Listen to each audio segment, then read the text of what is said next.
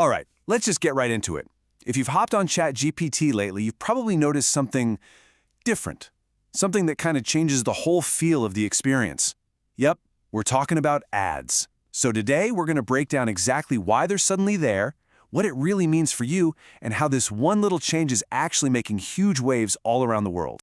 For the longest time, this is what we knew. This was ChatGPT, a totally clean, simple space. You ask a question, you get an answer. That's it. It felt like this little ad-free oasis on the internet, you know? And its value wasn't just that it was smart. It was that you could trust it. You had this feeling that the answer it was giving you wasn't secretly trying to sell you something. And then, boom, January 16th, 2026, this shows up. That little sponsored box. Now, it might look small, but this is a big deal.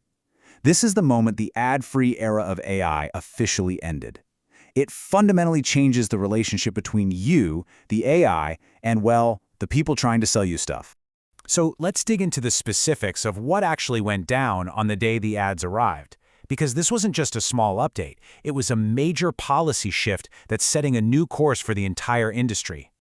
Okay, so the rollout is pretty targeted for now. The ads are popping up for anyone on the free plan and the new $8 Go plan, starting out in the US. If you're paying for Plus, Pro, or Enterprise, don't worry, you're still in the ad-free zone. Now, OpenAI is making some big promises here, right? They're saying ads will be clearly marked, they swear they won't mess with the AI's actual answer, and, this is the big one, your private chats won't be sold to advertisers. But this whole thing just begs one giant question. Why? Why now? Well, the answer, in a word, is money. Running these incredibly powerful AI models is just insanely expensive. And that ad-free model, it was never going to last. This is what we're calling AI's billion-dollar problem. Get this, in 2025, OpenAI was looking at a net loss of $9 billion. That's billion with a B. And this gets to the crazy paradox of the whole AI boom. The more popular ChatGPT got, the more money it was hemorrhaging. That's not just a problem. That's a 5-alarm financial fire. And here's another way to look at it that's, well, it's pretty staggering. For every single dollar OpenAI was making, it was spending $1.69 just to keep the lights on. That's what people in the business world call a burn rate. And a burn rate like that is a one-way ticket to going bust unless you change things, and fast. And if you think that's bad, look at the forecast. The company's projected cash burn was on track to hit $115 billion by 2029. I mean, the cost of the computers, of training these massive models, it's like a financial black hole. So let's be super clear here. Ads aren't just some new feature they're trying out. They are a lifeline, period. This table really just lays out the cold, hard facts and the new game plan. You can see that $9 billion hole right there in 2025. But now, look over to 2030. The target is $110 billion in revenue.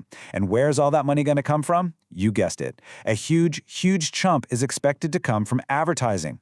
For OpenAI, ads aren't a plan B anymore. They are the plan to survive and actually become profitable. But this decision does a lot more than just fix a spreadsheet at OpenAI. It's basically a declaration of war on the entire digital advertising industry, an industry that's been dominated by one giant for decades, Google. For 20 years, online advertising has been all about keywords. You type best running shoes, you get a list of blue links, and you see some ads on the side. We all know the drill. But ChatGPT, it's a totally different ballgame. It works on something called conversational intent.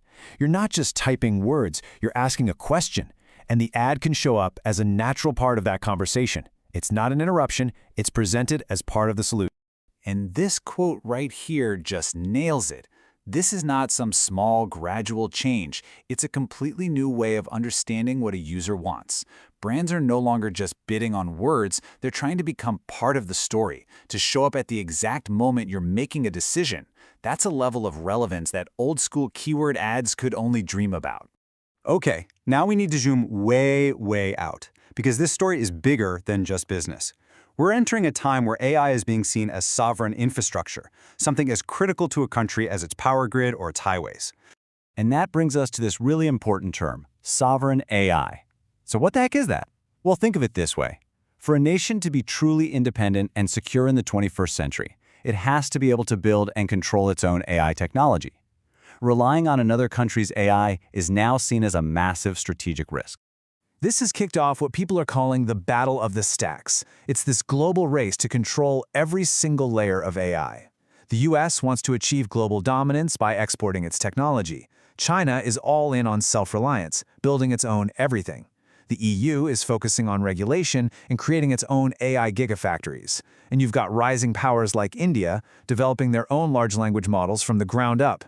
This global fight for AI supremacy is the bigger picture, and it's why companies like OpenAI are so desperate to find a business model, like ads, that actually works.